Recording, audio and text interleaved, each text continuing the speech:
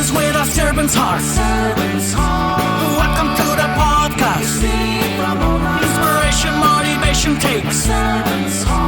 Listen to the podcast. We're all about to talk about life. Our guests will share their life story. We want you to success in life and business. We're ready and we will start shortly. We're gonna talk about life. We're going to speak on business. You're gonna shine bright. We are going to witness. Business with a servant's heart. With hosts Steve, Ramon, and Ready. Inspiration, education talks. Listen to the podcast.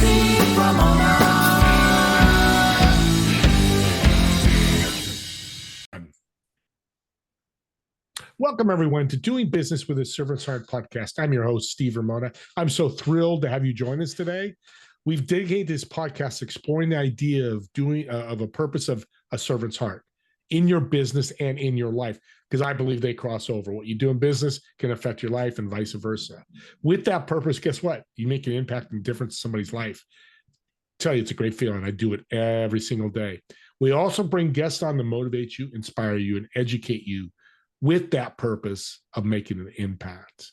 Your call to action, or homework, I like to call for you audience, how are you going to serve yourself and how are you going to serve others today? And what impact will you create from that service today? Keyword is today. Think about that. Do it right after the show. And I want to thank my sponsor, Pantheon Alliance. Join a community of high-income entrepreneurs and business leaders who are creating a world-class, world-changing thought leader platform that you can grow your business with and actually make an impact and change.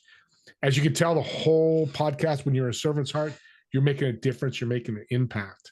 Well, we're going to go at a high level where this gentleman's worked with major companies that had major problems, just like a small and medium-sized business, but he's able to help them out and serve them. With that being said, Lior, welcome to the show. Well, thank you very much for inviting me to the show. You told me Walmart and a number of these big companies you work with. What's the ongoing theme with them that has been a challenge for them? The ongoing theme for most of the organizations is that they take their success for granted and they think it's going to last forever. And then when changes are taking place, they completely are oblivious to it, ignoring it, fighting it, denying it. But it's right there. And they just don't have that mentality of not taking your success for granted and assume that was the best success today, but tomorrow is a brand new day with a brand new value and customers are changing, technologies are changing. It just, they don't factor change into their existence. It's a great answer because that crosses over the small, medium-sized business because that's their right.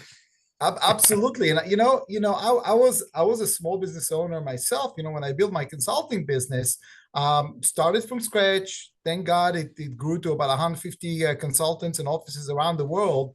But I always tell entrepreneurs, don't be so jealous of the big guys, because for them to change is a much bigger ship to turn than what you can do. The problem is we look at them, but they're sumo players and you're the judo players. You can move faster. So focus on your strengths. Don't try to be jealous of somebody else's size. You told me before the show, you're successful. You're taking care of, your family's taken care of. What's inspiring you to keep doing this work? So you're absolutely right. I am at a stage in life where financially I'm in a different place. And really, when I distill it, even when I sold the company, I remember the company that was considering buying us telling me, like, you're not motivated by money. I said, hey, don't worry about it. I have 5 children. I'm motivated by money. Don't worry. But he said, yeah, but there's something else there. And I said, yes. And I'll tell you a story. I had a time when a client came to me and he said, I want to understand, why didn't you fire us? We were such a difficult client and we've given you so much hard time. And I said to him, first thing, are you happy with the results? And they said, look, our people are performing at level that we did not even imagine that they can perform. This is above and beyond. We're very happy. And I said to him, so here's why. You see, my business is to be your guide on the change trajectory. I've been on this trajectory over 400 times. What was for you an existential threat was for me just a milestone, because I know how to factor them, and I know what's coming after them, and I knew where I can take you. So first, I didn't give up on you because that's my specialty, is to take you through that hardship. But here's the other thing. I think I believed in you more than you believed in yourself. And he said to me, I think you're right. That's what motivates me. That's what motivates me. Moments like these, where clients are looking at what just took place here and how quickly it took place. I was like, we didn't know we're capable of that. And I believe that each and every one of us has those capabilities if we develop this new muscle called future readiness. Stop fighting change. Stop imagining you can deny it, ignore it, whatever. Let's embrace it. Look at the opportunity, not at the threat, and then it's going to be completely different. And that's what we help them rewrite their next chapter and not get stuck in an old chapter. Yeah, future readiness. We'll get into the book in a second, but customer experience is a big part, which is so vital. Absolutely. Talk about that, how people can be better at customer experience, excuse me. I will tell you. So first, I do not define customer experience as just service or as just customer satisfaction scores. No, I define it as the value that you deliver to customer. And there are two ways of engaging customers, Steve. Inspiration or desperation. Inspiration is when customers stand in line to get your service and they don't argue price. And desperation is because you're just a me too like everyone else and nobody sees what's special about you. And then you have to deal with pricing and discounts and everything else. So I challenge all of my clients. Desperation, you know how to do. But are you really inspiring your customers? Are you creating value that they desire and are willing to pay for it? And I worked across a variety of industries, Steve. I've applied it from healthcare and medicine to government organizations. Inspiration, desperation. Find out where you're at. And if you are having difficulties with getting customers and getting them to pay your price, you're in desperation mode. Get yourself to think about how to get to inspiration. So that's the first thing. Second, customer experience is how your customers feel. And I hate when people tell me, oh, it's business, it's not personal. It's very much personal, especially if you want high profits. It's personal. Make it personal. Personalize it. Make them feel like they're the only people that matter in your life at the moment that you are there. So it's about creating value that is inspiring and that is profitable for you. So how do you do that? The first rule of thumb is be passionate about what you do. If you're not proud of what you do, then they'll see it. They see that you're just going through the motions. And they tell me, how do I train my people? I said, first, make sure they're proud of what they do and the company that they represent. If they don't find an internal motivation to deliver this, then what are we doing here? I'll give you a simple exercise everybody can do as well. One of my exercises in my workshops is changing your title. And I say to people, look, salespeople, there are tons of salespeople. It's a technical skill set. What is the emotional impact? What do you create? And I remember one of them said, you know what? I'm going to now call myself the red carpet roller. Whenever there's a customer, and I said, great, because now it's a mindset. How do I create the red carpet experience for them? So we miss the emotional side of the experience. We focus on the rational side, and that's where we miss our margins. That's where we miss our profitability. Customers are looking for human beings who, A, love what they do and are proud to share it with others. And if you don't have pride, nothing else will matter. The rest, you need to understand your customers. You need to ask questions that are actually going to tap into the emotional side, not to the rational side. And then you need to create an exceptional value in which they will be willing to share. That's where we go back to inspiration. That's the short version, and we can talk about customer experience for a long time, but that's a short version for everyone. Yeah, and I love that you bridge the employee experience. That's so important. You can experience your customers, but what a great story you shared. I'll give you an interesting example. So we work with Mercedes-Benz USA, 350 dealership, 27,000 employees. And I discovered very early on that 70% of the employees never drove the car. I went to the CEO and I said, are you insane? I mean, can you imagine going to the mall and asking this chocolate store salesperson, how's the chocolate? Well, I don't know, but they don't let me try it. But I read on the internet that it's very, very tasty. I'm like, right then and there, you lost the business. And I give this guy, I commend him for the courage. He took 500 vehicles and we put them on the road. And every employee got the car for 3 days and 2 nights. And within 6 months, every one of them have experienced it. And you know what happened? Profitability tripled. We didn't lower prices. It went up. But we made sure that there will be bleeding silver. And I'm sharing it. It's not confidential, thank God. The company decided to share this information. It was published in a book called Driven to the Light by Joseph Michelli that actually exposed this. But this was an idea that we came to him and said, they're not proud because you don't let them even try the car. And the genius part of that too is, from a business, I'm thinking, is he didn't have to give them all cars. Just try it for 3 days. That's right. If you want to buy it, they'll get their company gift, whatever that is. But the experience doesn't have to be permanent. That's right. And I'll share with you what happened as a result of it. I'll give you a small story. You know, one of the car washers, not exactly high-end job at the dealership, was driving on a highway in Long Island. It was a rainy day, and he sees a Mercedes car stuck. There was a mechanical issue. Now, he wasn't even sure if it was his dealership or not. He stops right there. He goes to the driver, and the driver says, "Oh, don't worry. I called roadside assistant. They're on their way." And this car washer tells the customer, "Do you mind if I'll wait with you here until they come? Because I do not want to leave one of my customers in the middle of the highway in a rainy day alone." Wow.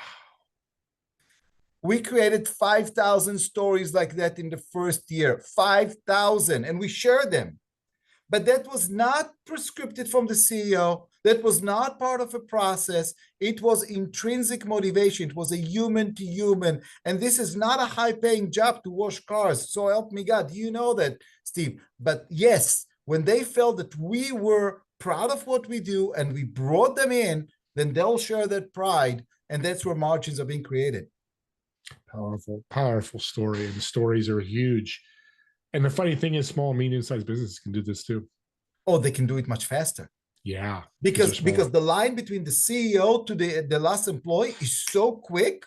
When we do transformation, I've done some startups. Okay, Steve, I've done smaller companies. You can do it much faster. Stop looking at the big guys and be jealous, because you know what? It's so difficult there with the politics to change things. Play to your strengths and you can move faster. You can recognize and personalize faster. They need 15 different approvals before they're going to be allowed to do something. And you can just say, hey, tomorrow we're all going to do that. And they all will. Yeah. Well, this is a perfect bridge, because we could talk about customer experience with you all day, because I'm a big fan of servant's heart. That's what you're doing, is building the customer experience. Let's talk about the book. What's the name of the book and the goals, and what I'm going to learn from the book? So the name of the book is Dare to Author, Take Charge of the Narrative of Your Life. Here's what I found out. I strongly believe that with all the technology today, the most critical skill set of any employee organization is what I call future readiness, the ability to embrace change and leverage it faster than your competition. Okay? Now, what I learned is that oftentimes in the transformation project that I dealt with, it wasn't that people didn't rationally understand why they need to do it, but they still didn't do it. So the question is why? And I discovered that we don't live in facts. We don't live in numbers. We live in stories. And a lot of times those employees are stuck in an old story. And I need to help them write the next story, the next chapter of the story. So that's the first thing. But I'll give you even more acute examples. So during COVID, I got a lot of calls from clients. Oh, what are we going to do? COVID, and I said, guys, let's try to process our thinking. And they said, it's unprecedented event, Lior. There are no track record of something that has ever happened. I said, you're absolutely right. But if you come with an unprecedented mindset, you're also saying that you have no tools and that you are helpless. Not a good place to be. So I said, let's do a quick exercise. When was the last time you felt unprecedented event? And they said 2009, the financial crisis. That was unprecedented for us. I said, great. So let's go back to 2009 and let's write a story. Let's write what happened. What was the threat? How did you feel about it? How did you feel like a victim? When was the turning point? What was your superpower? What values came to life? And what did you learn from it? And after we've done it, it was an exercise for 2 hours. We just literally wrote a book with these milestones that I just mentioned to you. I said, now you can see that you do have it within you to handle unprecedented events because you've already done that before. And the message of the book is, people are afraid of AI and stealing jobs and all this stuff. Guys, go back to the unprecedented events that you left as scars and turn them into springboards. And the book is teaching you the following. If you are not going to be the author of your book, of your story, then you're going to become the victim of that story. You have a choice to make. Either you're going to be the victim or you're going to be the hero. But in order to be the hero, you need to be proactive about it. Victim, we all become victim immediately when change happens, when it's unprecedented, when we are not ready. And I want to teach people how to become the heroes of that story, how to author even unprecedented events, and develop the skill set that will help us face the future and embrace it and leverage it and be the first one to maximize it as opposed to staying behind. It doesn't matter what your skill set, technical skill set is, you are going to succeed in the future if you are going to develop that muscle called future readiness. Well, let me ask you this way. Do you think the future readiness companies before COVID are the ones that are successful and the ones that bankrupt or went out of business because they weren't future ready? I'll give you two simple examples. Okay, great. Two simple examples. So digital transformation have existed 10 years prior to COVID. Customer experience have existed, and empathy have existed as a trend. I was part of it for at least 15 years prior.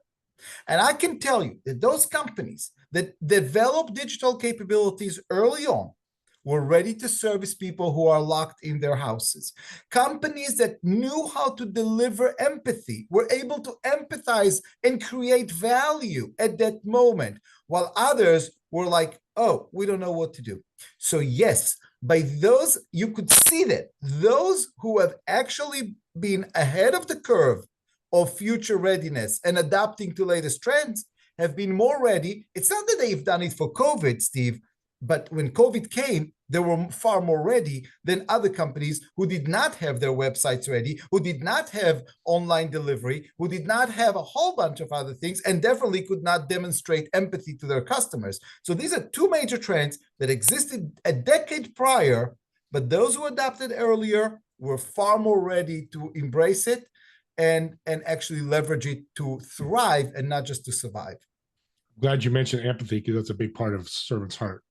I know I'm empathy, and that's why that's why I developed this podcast, because I have empathy for people. So I want to share with you something very interesting. So in the book, one of the topics I talk about is what is your center of gravity? Is your center of gravity yourself, or if your center of gravity is helping other people?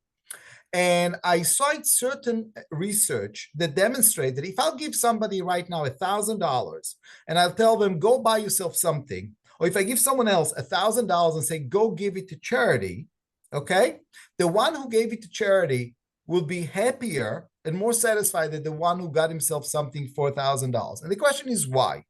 And the answer is quite simple. When you buy yourself something for $1,000, you tap into the part of your business or your mind where it emphasizes what you don't have. When you give somebody $1,000, you tap into the part of what you do have. And then, wait for this, Steve. I found in the Jewish tradition a very interesting law. In the Jewish tradition, charity is not considered to be just giving to the poor. And they use a term called Tzedakah, which is justice. So they consider giving charity and helping others part of social justice. Okay, stay with me for a second.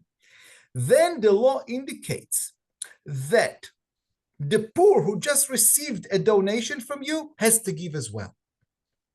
That doesn't make any sense. He's a poor person. Why do they have to give?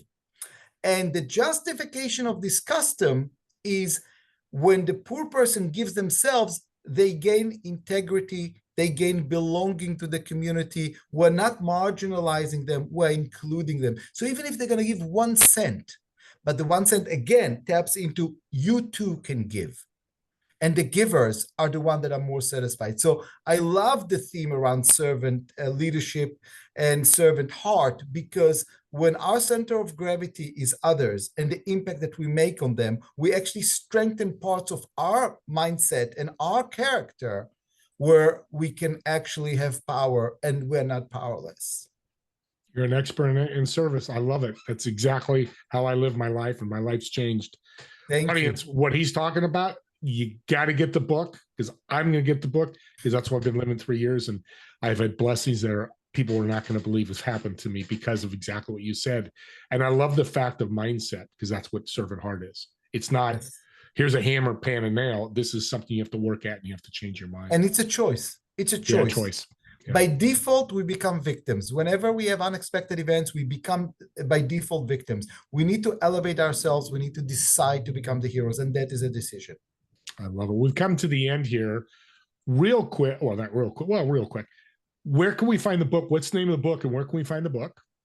The book is called Dare to Author. I'm also happy to share with you, Steve, that the book won the gold medal for the nonfiction awards in 2024. I just received the award, so I'm a bit celebrating. So allow me to share that. You celebrate like crazy. That's fantastic. Thank you. Dare to Author, Amazon, Books A Million, Barnes & Noble. It's available online. You can purchase them. If you want more information, you can find more on liorarussy.com, where I publish my articles free of charge for people. Those of you who are entrepreneurs, you'll find articles about culture. And in the book itself, there will be chapters around leadership through storytelling, how to elevate your team to super performance and not just mediocre performance, and so on and so forth. So there are specific chapters that are built to help leaders stop being invincible leaders and start being guiding leaders. And audience, these are the tools that you work with Walmart, Mercedes-Benz, etc. That's exactly it. That's how we won there. That's how we won. Entrepreneurs as well. I want to forget you. If you were solopreneur, this still works. You still have customer experiences. That's how I started. Yeah, I started my there you business go. Let's end with a fun question. We've talked about business. So I've got a reservation at a restaurant for you, a table of 4. You're obviously going to sit in one of the chairs. In those 3 empty chairs, who would you invite, whether they're dead or alive? Why would you invite them? And what food would you order? Okay. So that's an interesting question. With your permission, I'd like to invite you, because you have spoken to so many other people who are in servant heart, that I want to hear what you learned, and you'll be my first one. I'll bring 2 people. In addition, I would like Richard Branson to sit there, because this guy is so wild, and I'd like to understand kind of like what drives him and how he does that. And I will also bring a religious leader. He's no longer with us. Rabbi Jonathan Sachs used to be the chief rabbi of Britain, one of the most inspiring people. And his TED Talk is all about shifting from the me to the we as a way of changing mindsets. So he will probably be the other person there. And together we can talk about the human spirit with Branson, the me and the we, and then your lessons and what you learned from other people. So I think it will be a very, very amazing conversation. Because I've got a rabbi, we're probably going to have to order kosher. And with that, I would probably go for a good brisket sandwich with a great New York pickle. You had me at brisket, so I'm all in. I'll even pay for it. That's how excited I would be. Lior, thank you so much. You're a blessing. This is audience. Reach out, go to the website, get more information. He's got free tools there. Here's your call to action at the end. Subscribe to the YouTube channel. But here's why. This is a gift, what we just did. What Lior gave you is all his experience over these many, many years, work with many, many clients. He's given it to you in a book. He's given it to you in his website. You're listening, you go, hey, my friend, his customer experience sucks. He could use his help. And you share this link with them, the me to we. I'm going to use that, what he just said, the me to we, what the rabbi said. That's a gift. And guess what? If they reach out to Lior or read the book and it changes their life, you just impacted them. Guess what? You've changed your life as well. So go ahead and subscribe to the YouTube channel. And me and Lior want to thank you all so much for watching or listening to this podcast. We'll see you all in the next episode of Doing Business with a Servant's Heart. Have a great day, everyone.